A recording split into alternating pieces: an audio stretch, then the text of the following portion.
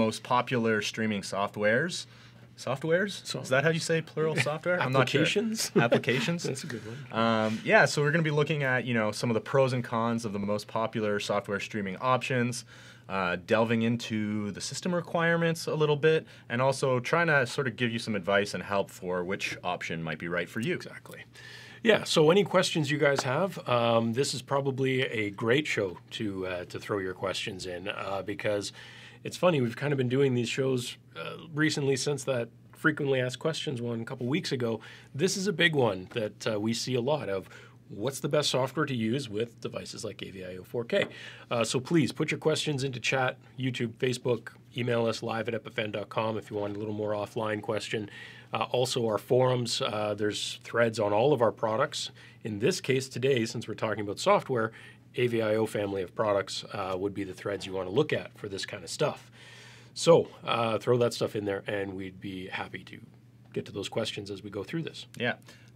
So once again, we're looking at software for streaming today. So the four we're going to look at, there are many options, but we're going to look at four of the sort of most popular. Yeah. OBS, XSplit, Wirecast, and vMix. Yeah. Each of them are a little different. Some of them are similar. There's some differences. There's some considerations regarding cost and system requirements, and really depends what you want to do with your streaming, what kind of content you're streaming, to make the decision that might be best for you. Yeah. But before we get into the main topic, let's just cover off a little bit of news. Sure. So I guess a little bit of news. We rolled out an update to our Webcaster X2 for those of you who own the Webcaster. You may have seen a firmware update notification pop up, the 2.10 firmware. It adds a new application, AV Studio. We talked a little bit about this the other day, so don't be too shocked, but you can, if you want to know more about AV Studio, go to avstudio.com. There's a lot of info there to talk about exactly what that is. Dan has a great little intro clip video on that site to kind of explain what the heck that is.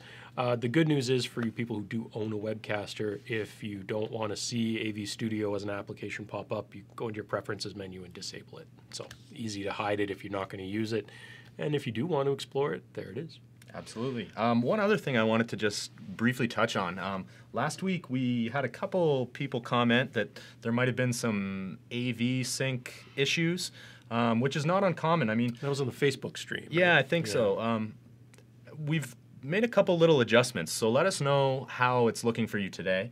What we're doing here with this show is we're actually bringing in our camera sources via HDMI, so it's a digital input source, whereas our audio is actually coming in through a boom mic that you can't see, but it's right up here, and it goes through a mixing board and then into the analog XLR inputs on our Pearl 2 streaming platform. So we're mixing digital and audio sources, which means that there could be some minor variance in the latency between what comes out of the camera and what comes through our mixing board. So we've made some minor adjustments, and actually I'll just show you very quickly here. We actually ran a test last week. This is us actually, we had a signal generator hooked up to our Pearl so that we could actually find out exactly what the latency coming out of our camera was.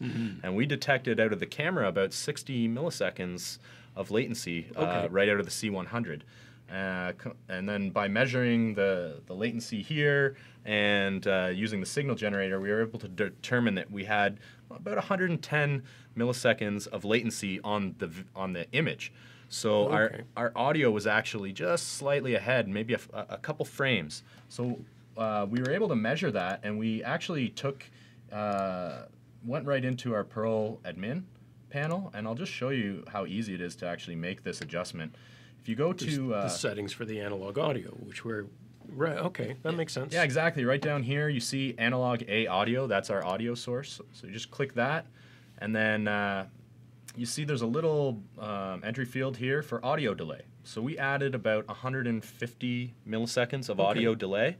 So that should sync things up a little bit better. Let us know what you think. It should be a little better. The worst thing as far as sync, you can be off by a small amount, but when the audio precedes the video, it's more noticeable. Yeah, it's more noticeable, for Yeah, sure. I think that's just a matter of how our brains work, actually. We're used to audio being a little echoes and whatnot. Yeah, exactly. So it can be a little strange. So yeah, let us know how that works, and you know, we make little adjustments. And the nice part is with Pearl, we have the ability to make those adjustments once we measure it. We can say, okay, if I know I'm consistently X, I can make that adjustment. And and if you're using a similar system where you have you're mixing sources and you want to determine what the audio delay is, you could use a clapperboard, record a video file, then take it into Premiere and see how many frames off. If you have to adjust by a frame or two, one frame of 29.97 video equals roughly 33 milliseconds. Right.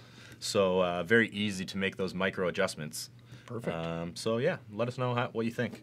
Great. Anything else? I think that's it for news this week. Well, I guess last week, right after we finished, Photo Joseph went live at B&H. So I don't know how many of you guys checked that out. I unfortunately didn't get nearly as much time to watch it as I had hoped for and didn't catch a lot of it. But the pieces I did catch, he had some really good info in there. Yeah. He was a fair chunk in by the time I managed to watch some of it. But some of the things he was going through with cameras and stuff like that was great information. He's definitely a camera nerd. But, you know, I mean, I came away from that going, okay, do I have enough money laying around to go buy myself a Lumix G7? Because that's was pretty much the takeaway that I took from it, was that thing for the money is probably one of the best kind of do-it-all cameras. So, you know, that... Yeah, very cool. So I think that's up for video on demand. So if you guys are interested, that's the beginner to pro broadcasting. Yeah, right? You just go to the B&H website. They have all of their in-house demos are in the video section of the B&H website. Cool. And you can see all of the tutorials that they do in the B&H headquarters there in New York. Yeah, it's very cool. So it's very cool. So go on there. There's lots of other great stuff on the B&H video website. Lots of tutorials, whether it's Photoshop or After Effects. There's all kinds of great information on there. But if you want to look for the Photo Joseph stream, you can find it there as well. Yeah. So I think maybe it's time to dive in. Let's dive in. How deep are we diving, though? That's the question. Well, there's a lot to talk about when it comes to software streaming, so I think we're going to kind of try to do the bird's eye view today, and then maybe in the future we can go. If you guys have some really deep questions, though, feel free to throw them in there. We'll try to answer them with the time we have, but yeah.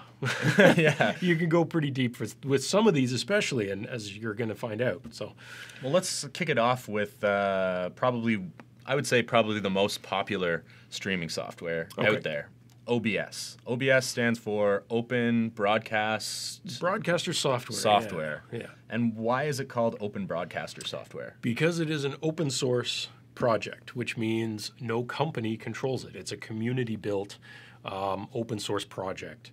Open source, for any of you those who may be familiar with that, has its pros and its cons, and I think that's part of one of the reasons we wanted to go through this. Is we get this question all the time, and OBS is something that we commonly recommend because it ticks some boxes for some people, and maybe not for others.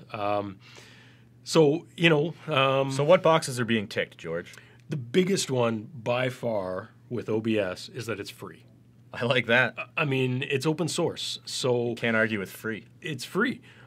The downside is you get what you pay for, which means being free, there's no company you can call, there's no support line, there's just a community forum. That's it. So if you can't figure it out on yourself or figure it out with a little bit of help from a community forum, too bad. If I'm going to sort of argue to contrast, though, the fact that it is open and free means there's a lot of people using it, which means that community forum and that community support is huge. Yeah. And it means a lot of people are making tutorial videos on YouTube, hacking it, testing it with all kinds of different plugins. Absolutely. But it also means, again, you're not going to go find necessarily an official tested minimum requirements list for something like OBS because, it's just whatever. It's no one's qualifying it against any one thing in particular. So I got the interface open here. Why don't we just show a little bit of it? This is OBS right here. You've got one big sort of program window that shows what you're streaming or recording. You can just record video with OBS as well. Absolutely. You can do some whether it's screen capture, whether you want to capture your gameplay or set up a Twitch stream. It's pretty easy to do that. In fact, that's what I've been using when I do some Twitch. It's definitely the most popular way to do Twitch streaming, and that's, again, it's free, so it fits within the budget of people who are trying to get started into that world. And you can run it. In some cases, if you have a decent enough machine, on the same machine you might be gaming or creating your content on, and do the streaming at the same time. I will warn that could be pretty taxing. And with any of the software we're talking about today, ideally it would be on a separate system, and you would have a capture card in between. Ta-da, AVIO. All of the pieces we're going to talk about today, OBS, Wirecast, XSplit, and vMix, all work with AVIO. And in some cases, some of them recommend AVIO as hardware to use with them. So let's just back up the truck a little bit here. Why this? What is this? What does it do? Why are we using it with your software streaming? So capture cards. There's a lot of capture cards out there. They've been around for a long time. Back in the day, they used to be, an internal card you put into a slot on the inside of your desktop. These days, with the power and speed of USB 3, you can do a lot externally.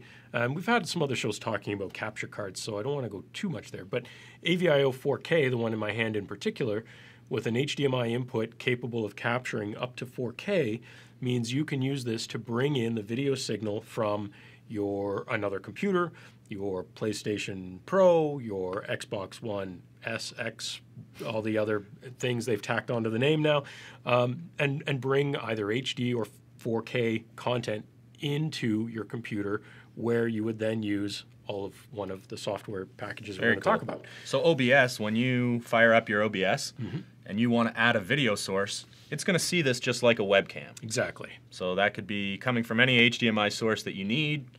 OBS sees it like a webcam, and boom, you're ready to go. It's pretty plug and play. Exactly, and the same is true with the other ones as well. So I guess the really big piece is, why would you choose one over the other? Now, obviously, we just talked about OBS being free, so I think it's safe to assume the other ones we're talking about aren't. No, and OBS is the only of the four that we're talking about today. OBS is the only free one. Right. That's great, but OBS doesn't maybe have all of the features and all of the support that some of the others do. So why don't we talk about the next one on our list, XSplit. So what is XSplit, George? XSplit is also an extremely popular software package that does much of the same things that OBS can do in terms of features. Both can bring in multiple video signals. Both can stream to a single destination at a time for the most part. I think you can do multiple, but I've had some spotty issues with XSplit doing that. So with OBS, you can only stream to one destination. So Currently, you're streaming to either YouTube or Twitch or Facebook or any CDN of your choice. Currently, but you're not able to run multiple streams at the same time with OBS. Right. So that's definitely a limitation. That could change. It just matters of the community adding that functionality. XSplit, I find that the interface, the advantages of XSplit is that the interface is very easy. If you want to pull up, I've got it open here actually right now. You see, it's a little cleaner than OBS. It's a little simple, straightforward. I find it's really easy to get to key settings like your resolution and stuff like that. Yeah, I see the resolutions right here on the top. There's a lot of information along the bottom about system performance, which is very easy to get to, including GPU load. So if you're encoding with your graphics card, that's listed there, which are a lot only do CPU load listing. So that's helpful. It's got a lot of basic features, and it's lacking some of the things that some of the other ones we'll talk about have. And I think the general thing here is starting with OBS at free, which will do your basics. And honestly, OBS is a very powerful application. It'll do your green screens and all those sorts of things, as will XSplit. But the nice part with XSplit, it is paid, so there is a support line. There are updates. You actually get two different versions of XSplit when you buy it. You get XSplit Broadcaster and XSplit Game Center. Game Center is even more stripped down. It's like the most basic of basic, everything taken out. Broadcaster is definitely the more powerful one. And that's what I have open here. Yeah, and I see when I go to sources, like I can bring in a game. Yep. Like if I'm playing a game or something, it'll bring that right in. But you can do an auto detect, which a lot of others won't do, which is kind of a unique feature to XSplit. It's very fast. See, I can add some text and titles. Looks pretty basic. Some nothing of that fancy. some of that stuff's fairly straightforward. I'd say one of the drawbacks of XSplit is that you do need to know something about encoding. And in that, I mean, a lot of the other software packages out there have a quick preset list to choose from. Like if you're doing YouTube at 1080p, they'll have a preset for that. And you don't really have to know about keyframes, bit rates, all this other stuff, or the audio encoding. Whereas with XSplit, you do have to know that stuff. Okay. Even if you choose YouTube as your option there, Yeah. when you actually go to configure it, you do have to do all of those. It'll want you to sync your account first, but you actually have to do all of those settings manually. Right. That could be a pro and a con. I think it's a pro, but I'm used to dealing with encoding settings. But if you're someone just starting out and you don't know encoding settings inside and out and backwards, that could be a little intimidating, and something that has presets like OBS does might be a little better fit.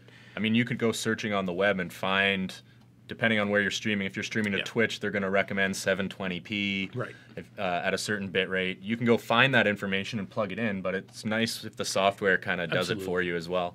One nice thing that's very similar to OBS, OBS has a lot of plugins that the community has created that you can add to OBS. It's a little bit clunky to do it, but again, if you're someone who's into that sort of open source community thing, adding those plugins is pretty easy. XSplit also has plugins that you can add or remove different functionality. Okay. So on a previous show, we talked about restreaming, and one service we mentioned was restream.io. There's actually a plugin for XSplit to use to have an API for restream. Oh, cool. It's not part of the default install, but you can add it. Yeah. You can also add Twitch, Facebook, YouTube comments as plugins. Or remove them if you're not going to use them. This is with XSplit. Yeah. That's nice. So they do a plugin store a lot like OBS does, but it's really easy to get to, and there's a bunch of pre-created ones that you can strip down if you want a basic one or add them for your particular needs. So I think it's pretty good, and it does do the common stuff. I think every single one we're talking about today will do chroma keying, switching, and a recording. Some of those normal things. XSplit and recording, actually, that's maybe another drawback to XSplit. It only offers 2 recording file types, MP4 and FLV. That's not the end of the world because those are very common ones, but if you're with someone looking to do something else, like OBS, for example, can do MkII for the super nerds out there, and some other options as well. So. Very cool. When I'm on the, so I was looking at the XSplit website. I'll just pull it up here quickly. It seems to me like they're marketing and they're really sort of tailoring their package for game streaming. Is that fair to say?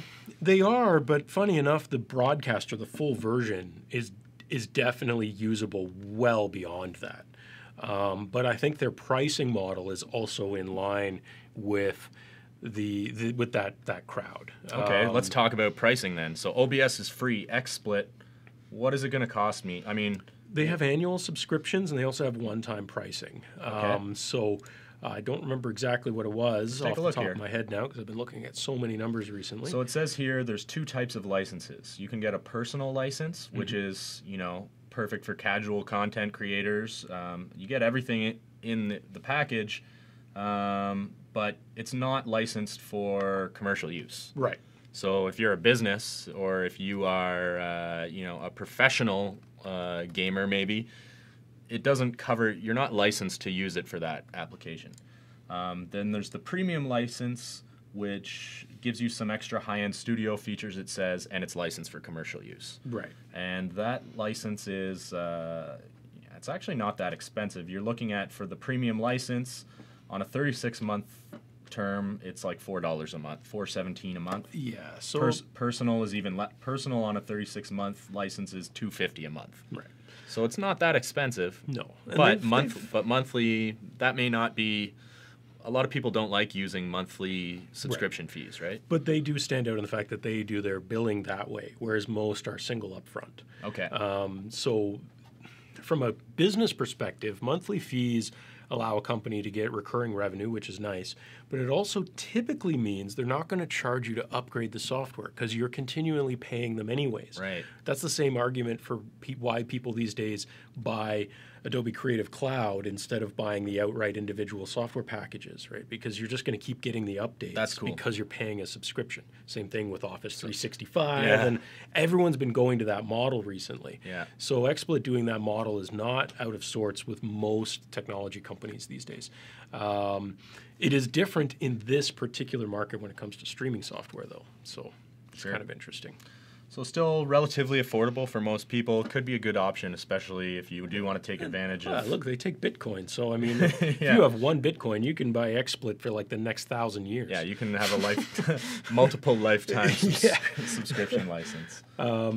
Cool. Yeah. I mean, some of the other things that, if you look at XSplit, and I think this is probably a good segue into the next one, there are certain options in there for the higher-end professional that it's lacking. They technically support technologies like NDI, but it's in beta. So I would say that's not official support for NDI yet. Whereas if you look at something like Wirecast, Wirecast has full NDI support and is definitely something that's geared a little more upmarket to the professional. So Can we get the Coles Notes version of what NDI is? I mean, we'll probably go into that in more depth in a later episode. Yeah, I'm not even sure if I could put that together in a sentence. It's an right encoded now, stream format, right? Yeah, but it's intended to be essentially a lossless local stream in order to get your camera or another device over your local area network to your encoder without having to run physical video cabling. Gotcha. So a lot of higher-end cameras are building that in as a codec if they have a network connection. So yeah, it's definitely for the professional. Yeah. But it is becoming more and more popular. So I won't be surprised if it starts to trickle down into all the software. Cool. Yeah. Do we have any questions rolling in? If you guys have any questions or comments so far, let us know. Next, anything there, George, you want to address right away? No, not really at the moment, other than, no, not at the moment. Okay, we're cruising right along then. So next on the list, we wanted to talk a little bit about Wirecast, and I've got Wirecast up here. This looks a little bit different than the previous two because we have two windows. That's the first thing you notice, right? Yeah, which you can actually do in OBS, but I find it really bogs it down when you do that because it renders two screens. It's just not quite as efficient.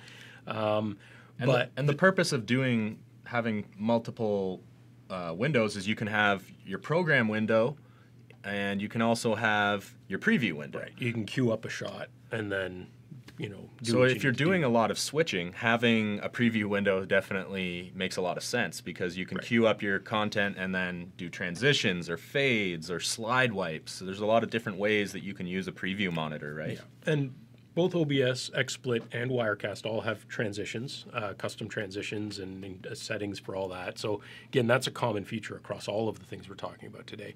But the interface definitely looks very different. Now, for me personally, I'm not a long-standing video production professional. That's not my line of work. So I look at Wirecast in comparison to XSplit, and I find it a little intimidating. Mm-hmm. But at the same time, I've been around it enough that I look at it and I go, but if I was that professional, this maybe makes more sense. So who is this? Who is Wirecast sort of geared towards? What is the typical... I would say they've built it to be more of the professional streamer company that's doing a lot of streaming, those sorts of things. And Wirecast has been around for quite a while, and they constantly add new stuff and improve things. They're currently on version 8 something, it's, I guess, one advantage over XSplit, since their webpage just reminded me as you clicked on it, is the Wirecast has both a Windows and a Mac version.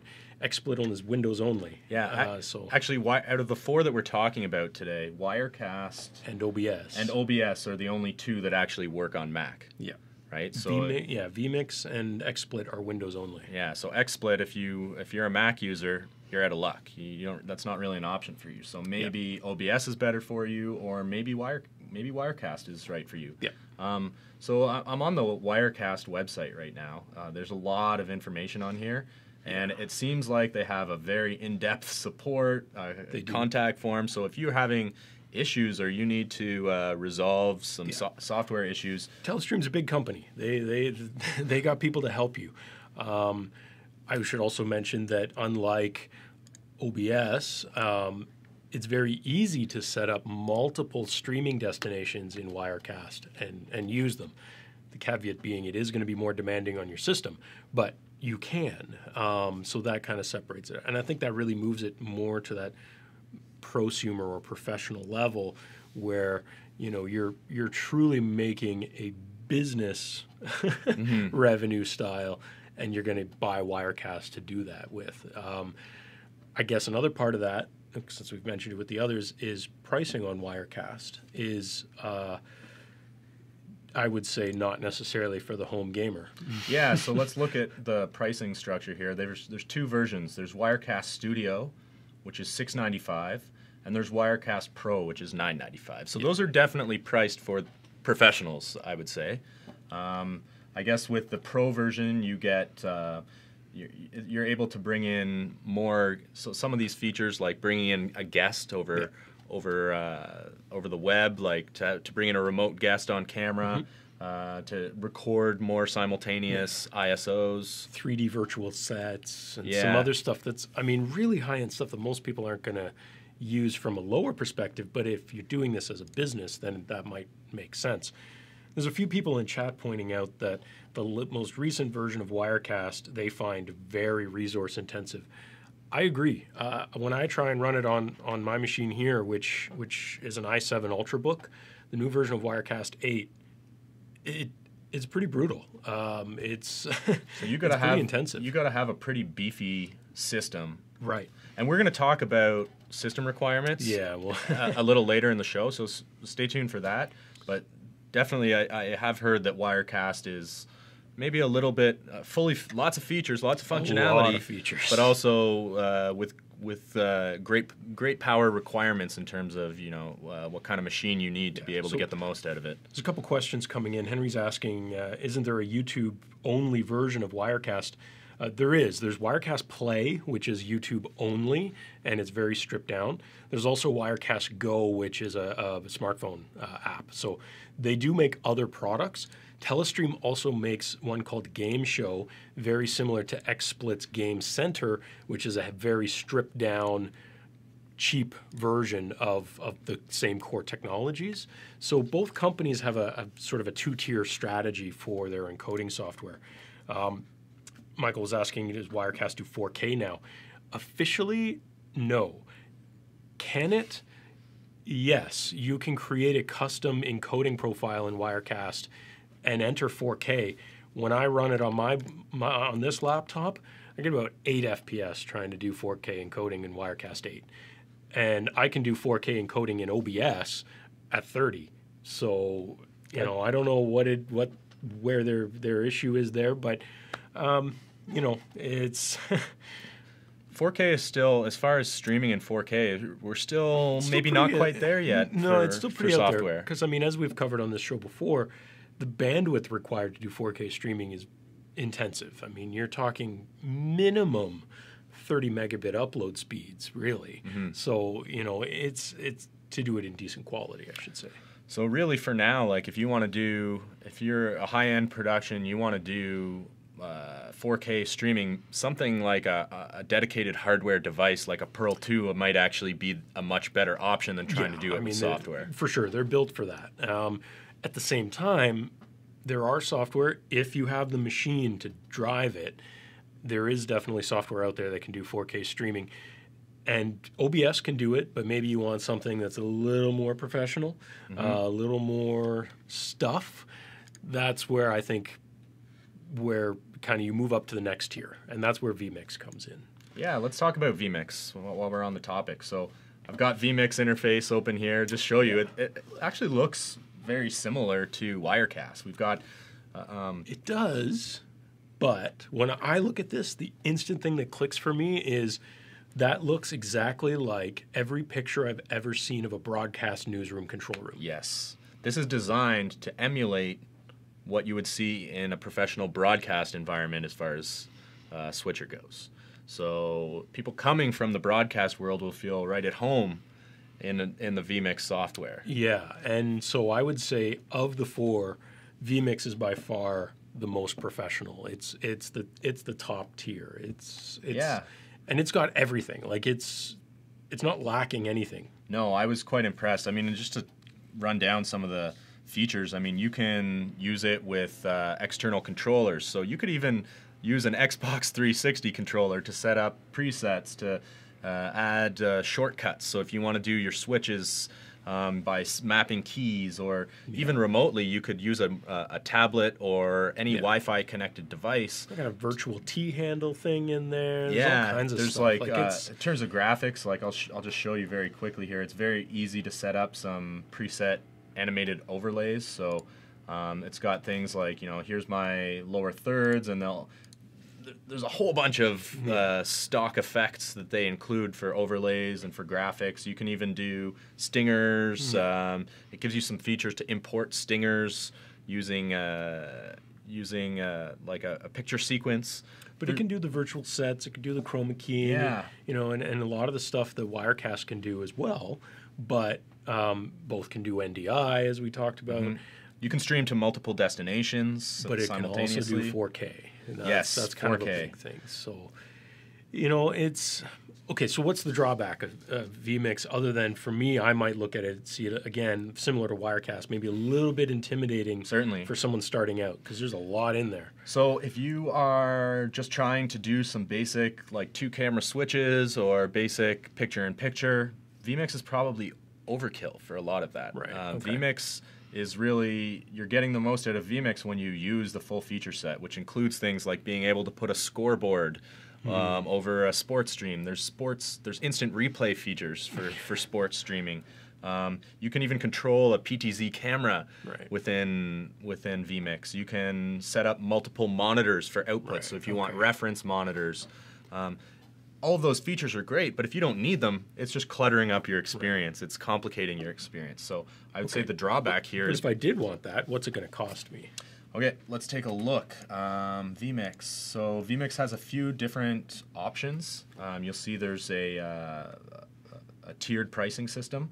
For the basic HD version, which is going to cover off most of the functionality that the average person might need, you're only looking at about $60 one-time price. But I'm looking at that. That's not really offering me anything more than what OBS or XSplit can do out of the box. Very true. So to jump up to some more advanced features, to be able to bring in guests on a call, for example, you can do that with the HD version, and that you're looking at $350. Okay, so then we're talking price-wise getting...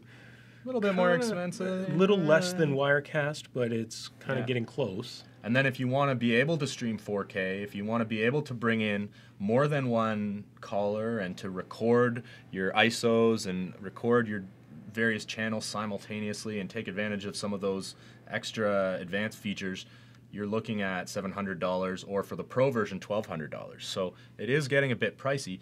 Now, one thing that's very cool with vMix is there is a 60-day free trial of the full Pro version, and it doesn't watermark anything. It's a full unlocked version that you can take for a test drive. That's one of the things that bugs me about Wirecast, is you can get a free trial, but it watermarks visually and audibly anything you do, and it's super annoying. So that, you can do a free trial with XSplit, but it turns off a bunch of features. Got it. It's just like a nerfed version. Yeah, but you can get the sense of it for sure. Yeah, I think it's only 720p for the free trial to actually stream. Yeah, you can play with all the settings, but they don't do much. There are a couple people in here. Seems like generally, and chime in there, guys. But it seems like a lot of people in the chat right now are saying vMix is the one. vMix is the way to go. There were some people saying, I went to vMix after Wirecast 6. Some people saying they're thinking of moving to it. Other people saying it does more on less hardware than the others. So yeah, there's a lot of stuff in there that one Michael's saying vMix HD is the best $350 he's spent in a while.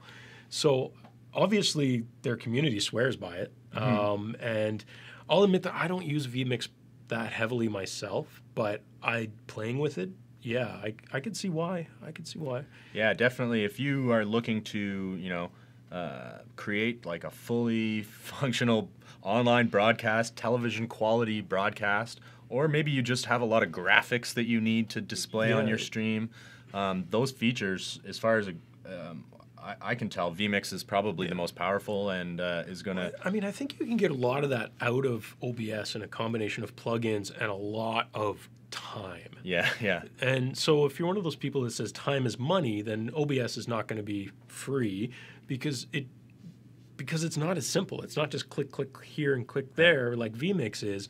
You have to really dive deep and do a lot of customization to get the most out of something like OBS. So, yeah, I mean, that's... Yeah, I mean, another great thing with vMix, or Wirecast or XSplit, you go onto their YouTube channels and there's tutorials. Sure, you can learn everything, learn the basics if you want, but if you want to dive deep and you want to find out how to do, some of the more advanced features, it's very easy to learn because they provide that content to you. That's what you're part of what you're paying for. So I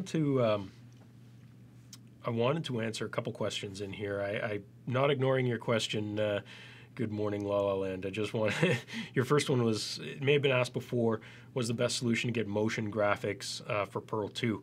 I was kind of waiting on that one because it's a little bit out of context. So basically with an external video signal with titling software like New Blue FX. That's the short answer. We've done some videos on that if you look back. Episode 20. Yeah, somewhere. In the teens, I think. Yeah, your second one there is, can vMix work with the Pearl 2? That depends on what you mean by that. Most of the software we've talked about so far can ingest a stream from the network with either NDI or RTSP or both, and vMix is definitely part of that. Pearl 2 can output an RTSP stream just like an IP camera. So if you were trying to feed something that Pearl 2 is doing into vMix, that's how you would do it. You would ingest it into vMix by way of treating it like an IP camera. In reverse, using vMix to funnel into Pearl, you could do that. I don't know why you would, but you could. Well, maybe you want to do some specific functions Funny enough, this came up, and again, I don't know why you would do this. So forgive me, guys. It's just one of these logical things I stumble over in my brain. But I spoke with someone today who wanted to use Wirecast, actually, but the same would be true with XSplit or vMix, to output from their computer, running that software into a Webcaster X2 and use the software as their switcher. I get that because you want the switching, but at the same time, why wouldn't you just stream from the computer at that point? Like, I don't know. Maybe that's just me. Maybe I'm missing something in the concept you guys have, and if I'm wrong, throw it in there. But definitely, all of those software have that option, like you mentioned, to output to a projector is usually what they call it. But it's a clean out to your second monitor on your computer, which you could send to another encoder or another device. But if you're just streaming, I don't know why you wouldn't just run it. Yeah, I mean, there could be something that there's so many setups out there and different people hacking together setups for different specific purposes. So definitely if you want to be able to bring in your stream from a Pearl into these software programs, it's definitely possible. I know for sure XSplit has a feature for that as well. So there's no reason why you can't have a combination set up with hardware and software encoding, depending on what you're doing. Yeah. We did get one question from the Facebook side. Nice to see someone's over watching us there. We get a lot of our questions from YouTube side. But Josh is asking on Facebook, what do we recommend as the best Mac option? We talked about it a little earlier. Of the 4 we're talking about today, only 2 have Mac versions. So one of those 2 narrows it down. Yeah. Wirecast and OBS. So if you are looking for a more professional solution for Mac, Wirecast is your choice. If you're looking for the free, quick and easy solution for Mac, OBS is your choice. He also asks, what about a web-based service? We actually talked about that a few episodes ago, and we're gonna bring it up a little later in the show, actually. Okay, sure. So we'll get to that. Hang on, Josh. Stay with us for a little bit longer, Josh. So, so we've talked about all the basics of the 4 major streaming softwares. Why don't we talk a little bit about system requirements? We were talking about how Wirecast maybe struggles a little bit on an underpowered system, but if you are looking to create a streaming setup and you know you want to run a software encoding option, where do you start? What's the best way to navigate the system requirements for software streaming? I mean, again, any of these companies that have paid software, they're going to give you a requirements list. You could also, I think with any requirements that any company provides you when it comes to software, and I come from this school of thought just because I've been doing PC gaming forever, my entire life. You always look at their minimum specs and say, okay, but I got to kind of go a few notches above that if I really want it to Usually work. When you get a minimum spec, that means the software will technically run, but you may not get good performance at all, really. Right. And if something else happens on your machine, or if you're running things in the background, you probably won't get the performance you're looking for. Now, I was just looking at the vMix requirements. We could even show them right here. vMix is saying that they recommend an i7 processor. So let's just disregard the minimum requirements and look at the recommended. The recommended requirements, it's asking you to have at least a 3 gigahertz quad-core processor, 8 gigs of RAM, and then it even recommends having an NVIDIA graphics card with at least 1 gigabyte of memory. So you'd be looking at today, and it says here, depending on how many cameras, how many instant replays, or how much you're doing within the software, how many of the features you're taking advantage of, you're going to need maybe a little bit more power on your graphics card as well. Right. Okay. But generally speaking, for the average 1080p stream, most people are probably going to be best suited with a quad-core i7 processor as a start. If you take their recommended specs, though, the first thing that jumps out at me, just from a couple of those pieces, is that you're not going to get away with doing it on an Ultrabook. No. You're going to want something a little heavier. Yeah. And I think that that's a tough one because I'm in this group too. Ultrabooks are so cool. They're so easy. They're so portable. Yeah. But they don't have a 3 gigahertz i7 true quad core. Even the i7 I have in this one, it doesn't meet that spec. Yeah. Yeah. So really, for most software streaming, you need to have like a dedicated workstation quality PC. Someone was asking today on YouTube on another one of our videos about a processor, and he was saying, oh, well, we were recommended to use a 6770 HQ. That's a quad-core 3.5 gigahertz processor. Yeah, it's an older generation. But you could even go a couple generations back to something like a 4770K, which is still turbos up to about 3.9 gigahertz and still quad-core. So you don't necessarily have to have the latest, greatest. It helps, but you need to just be aware of what the specifications of your processor are. I think vMix, their list, honestly, that recommended list, I think that's a great place to start for any of the software we've talked about. Mm-hmm. If you want to get the most out of doing software encoding on a computer, I would say that's the minimum spec there. Another thing to consider is if you are going to be recording video, to have a hard drive that is very fast, a fast hard drive. So if, for example, if you want to be able to record your ISOs, so let's say you have 3 or 4 video sources and you want to be able to record them while you're streaming your program, you're going to need a pretty fast hard drive to do that. So something like a solid state drive is going to perform much better than like a spinning disk hard drive. Right, a high performance SSD, especially some of the newer PCIe based ones, M2 drives, those sorts of things. They're going to offer you the speed to keep up with doing ISO recording at the same time. I mean, you don't want to be dropping frames on your recordings, which is what could happen if your hard drive's not up to snuff. Absolutely. So that covers off system requirements a little bit. If you do have questions about system requirements, of course, put them in chat, or you can always email us, live@epiphan.com. We'll be happy to help you with that as well. But let's just say I wanted to get around these system requirements. that's one reason to look at hardware-based encoders as standalone systems, whether that's a simple, easy-to-use, straightforward one like Webcaster, or something, again, geared more towards the professional like a Pearl 2, then it doesn't really matter what system you're using because it's being done somewhere else. Yeah, exactly. And you're using a purpose-built, dedicated system that is not running any other software except what you need it to run. So, you're not worried about your Windows needing to update the day of your stream. I just had to do a Windows update today, and it took like 45 minutes for my computer to restart. If that's your computer and you have a stream that's supposed to be starting in 15, 20 minutes, what do?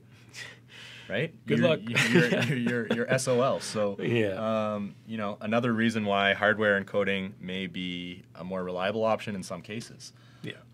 Let's talk about now. Someone did bring up browser-based, cloud-based, cloud-based sort of stuff. So I had one here that was kind of interesting. This was recommended by our colleague Yusufa. I've played with this one as well. And this is called Lightstream. And the website is www.golightstream.com. Yeah, if you go to lightstream.com, you're going to go to the wrong place. GoLightstream.com. GoLightstream.com. So this is designed to be a software that just runs in a browser. So you can, very easily get up and running. I was just playing around a little bit earlier today. It looks like my layouts didn't save properly, but the cool thing here is that the interface is super user-friendly. Really easy. Right? So I first started playing with it a couple months ago, and I actually found it super buggy back then. It has improved a lot, but they don't do 4K. In some instances, they don't always do even 1080p. They're mostly focused around 720 for the most part. But for simple, easy to use, and essentially offloading a lot of that encoding to off of your system, I think it's a great option. And I think it's a really cool, simple, easy to use setup. I would say the simplicity is on par with XSplit for being the easiest, in my opinion. This is my opinion. And at least for right now, is it free? It looks like it's free. It is, yeah. And I've actually talked to them a little bit, trying to say, are they going to charge when they offer 1080 or whatever? And they, at some point, I'm sure they will have a monetization, but it looks like right now they're just trying to get people using it. And it is pretty cool. I've definitely played with it. Now, you can't obviously do advanced features like chroma keying, can you? I don't believe. No, there's layering, but it's not. It's really, it's not quite. One thing that's kind of cool here is like I can, when I'm setting my stream, it's very easy for me to select my destination. So you just log into YouTube. I don't have to know my encoding settings. I just choose YouTube and it kind of just works. Well, that's one of the things maybe we should mention is that some of the software we've talked about today has direct API access to common platforms like Facebook, YouTube, so on and so on. I think most, with the exception of OBS, I think they all do. Yeah. I'm not sure about vMix, actually. Yeah, so with vMix it does. It has, I'll show you here, when you're choosing your stream, let me just hide that. I can choose from all of these. So if I go to YouTube Stream Now, I just log into my YouTube so it is account. A direct I don't API. have to go into YouTube in a separate browser tab. I don't have to do anything there. Copy paste stream keys and stuff like you that. You just basically choose your CDN and you're up and running. Or you could go with a custom RTMP, of course. So that's always nice. To have a little bit saving of that. those credentials can make that setting things up that one step quicker sometimes. So, I know. So, with the exception of OBS, which again, I'm sure at some point the OBS community will update it to use those APIs, but that's the downside of open source is that kind of stuff takes time. Whereas a company that is making money off of selling software, they can prioritize that development over something else because they know what their customers are asking for and they can make those decisions. So much like we do for our own products like Pearl, right? So it's are there any questions coming in? A lot of just general comments. Not a lot of questions. One person is asking on Facebook, what will we recommend as the best platform? And well, I guess that's time. We've covered pretty much everything. So why don't we sort of summarize here? Okay. I don't know if you can really say that one is better than another. It really I'm not depends. prepared to declare a winner, and maybe that sounds like a cop-out, but it's tough because on the one hand, you can't argue with the price of free. That's a tough argument. On the other hand, you can't argue with the features that Wirecast and vMix offer. I mean, they are so powerful. Yeah. So it really depends on who you are and what you're trying to do. Yeah. If you're trying to just get your game streaming onto Twitch, you don't need to be spending $600 to do that, right? No, you don't. I mean, and again, it depends on what your setup is. You know, if you're gaming and streaming on the same computer, physically the same hardware, you're probably going to want to go with the lightest weight one so that you're not impacting both of the tasks you're trying to do. You know, so people are saying, you know, Wirecast is pretty heavy. Okay, well, then maybe that's not the one to choose in that scenario. I think if you're gaming and you want to take it a step above what you can do with OBS, XSplit is probably a very good option because it seems to be geared towards that. It's very simple. It's relatively affordable, and it has some gaming features built in as well. And so it's straightforward. It does have some Skype plugins and stuff like that too, which is kind of cool. Yeah, that's nice. But if you are, let's say you're trying to run a professional broadcast, maybe you're broadcasting local sports, maybe you're trying to create a news program online, you probably are going to need some of the advanced features that vMix and Wirecast offer. Yeah. So let's do it this way. If you had to pick one, not necessarily, let's not pigeonhole it into a particular workflow or use case. If you, Dan, had to pick one of these I already have, and I do my streaming at home with OBS. Okay. Because I mean, I don't have a lot of money to spend on expensive software, and I also don't need all of the features that vMix has. So that's at home. But let's pretend you're doing this for professional reasons. Yeah. If I was trying to do a professional high-end production, I'd probably choose vMix because vMix offers a wide range of features. Their interface, although offering many features, is still pretty clean. Yeah. It's still pretty easy to understand what does what. I watched a few tutorials, and it explains things extremely well, their tutorials. So if I had to choose a platform for my major broadcasts online, I'd probably choose vMix. For me, I think if I was doing it at home and I was specifically doing game streaming, the reason you chose OBS, here's where I throw a wrench in the gears. Okay.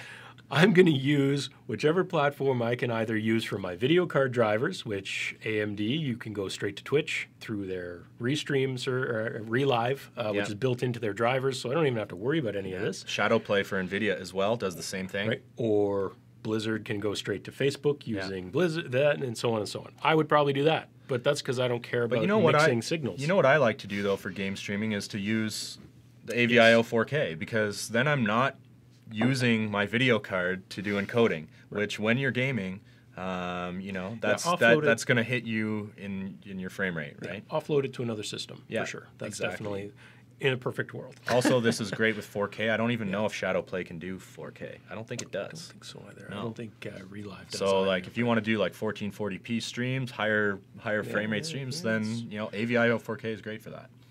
So, I hope you guys learned something. I think we definitely did in just researching this. I think we both have pages and pages of stuff. I mean, we could go a full hour on each one of these platforms, right? We could break these down even further, but really do your own research. If you're interested in vMix, download the 60-day full trial and take it for a test drive. Download OBS, play around with it. Download XSplit, play around with it.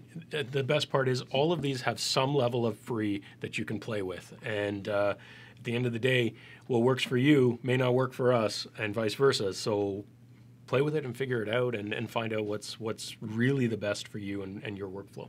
Great. So I think we will leave it at that. We need to get George rocking and rolling for Star Wars tonight. May the Force be with him. Yep. And for all of you, thank you for tuning in. We'll be here next Thursday at 3 p.m. Eastern, as we are every week. So thank you very much for. What do we have next week? Next week, Is it a super special secret show? Well, you know what? Next week will be a good week to tune in because it's our last show before the holidays, and we have a special episode. So Sweet. we're gonna have some pretty cool recommendations on some last-minute gift ideas, and it should be a lot of fun. Perfect. So join us then next week. But until then, I'm Dan. I'm George. So long.